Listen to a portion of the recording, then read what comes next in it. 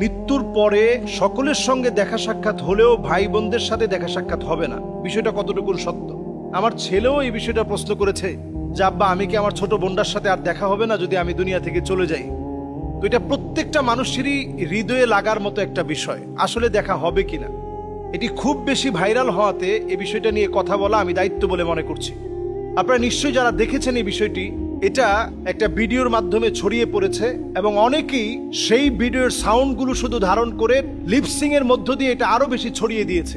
আল্লাহ রাব্বুল আলামিন বলছেন, সেদিন লোকদেরকে আলহাকনা বিহিম যুররিয়াতাহুম, তাদের নিজেদের আত্মীয় স্বজনের সঙ্গে মোলাকাত করায় দেওয়া হবে। আলহাকনা বিহিম যুররিয়াতাহুম, ভাই তার বোনকে পাবে, বোন তার ভাইকে পাবে। অবস্থা দেখবে সেদিন এমন হবে যে ভাই হয়তো জান্নাতি, বোনটা হচ্ছে জাহান্নামী। দেখার পরে বলবে যে আল্লাহ, আজকে আমার বোনের গায়ে জাহান্নামের পোশাক কেন? আল্লাহ রাব্বুল আলামিন সেদিন যদি মাফ করে দেন, এটা আল্লাহ রাব্বুল আলামিনের ইচ্ছা। আর যদি মাফ না করেন, তাহলে ওই দেখাটাই শেষ। এরপরে যদি আল্লাহ তাআলা দেখান তাহলে ভিন্ন বিষয়। তাহলে বোঝা যায় যে মৃত্যুর পরে ভাই তার বোনকে দেখতে পাবে, বোন তার ভাইকে দেখতে পাবে। ইমানদার হলে দেখা সাক্ষাৎটা খুব স্বাভাবিক থাকবে।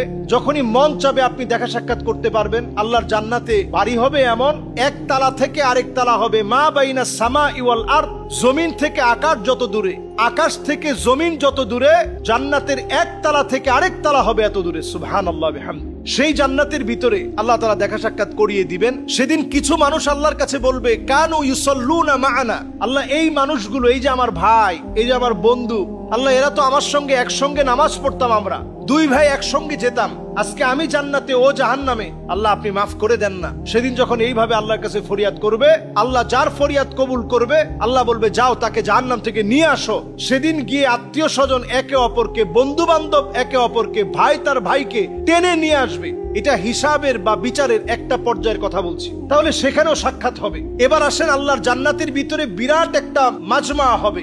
সেখানে আল্লাহ রাব্বুল আলামিন বলবেন, আল্লাহ তাআলা সেদিন ডাক দিয়ে বলবেন, ওয়ামতাজুল ইয়াউমা আইয়ুহাল মুজরিমুন, অপরাধীরা আজকে পৃথক হয়ে যাও, তোমাদের সঙ্গে আজকে আর কোনো লেনদেন নাই। সরাসরি এখন কথা হবে জান্নাতীদের সঙ্গে। আল্লাহ তাআলা সেদিনও একটা মিলন মেলা ঘটাবেন।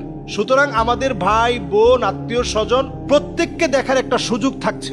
এরপর নবীজি সাল্লাল্লাহু আলাইহি সাল্লামের আরেকটি প্রসিদ্ধ হাদিস, সেই প্রসিদ্ধ হাদিসের বক্তব্য অনুযায়ী বোঝা যায়, নবীজি কবর জিয়ারত করতে গেলে নবীজি বলতেন, আসসালামু আলাইকুম দারা কওমিন মুমিনিন আতাকুম মা তুআদুন গাদাম মুআজ্জালুন ওয়া ইন্না ইনশাআল্লাহু বিকুম লাহিকুন।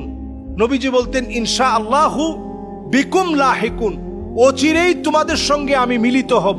নবীজির চাচার কবরের সামনে দাঁড়িয়ে সাইয়্যিদুশ শুহাদা আমির হামজা রাদিয়াল্লাহু তাআলা আনহুর কবরের সামনে দাঁড়ায় নবীজি বলছেন, অচিরেই আপনার সঙ্গে আমার মিলিত হবে, অচিরেই আপনাকে আমি দেখব, আপনাকে আমি পাবো। তার মানে বোঝা যায় আত্মীয় স্বজনের সঙ্গে একটা দেখা সাক্ষাৎ হবে, একটা মিলন মেলা হবে। সেদিন আল্লাহ তাআলা যাকে চাবে সেই মিলন মেলায় আল্লাহ তাআলা শরীক করাবেন। আল্লাহ তাআলা আপনার আত্মীয় স্বজনকে দেখাবেন। আল্লাহ আমাদেরকে বোঝার তৌফিক দান করুক, পড়েন আমিন।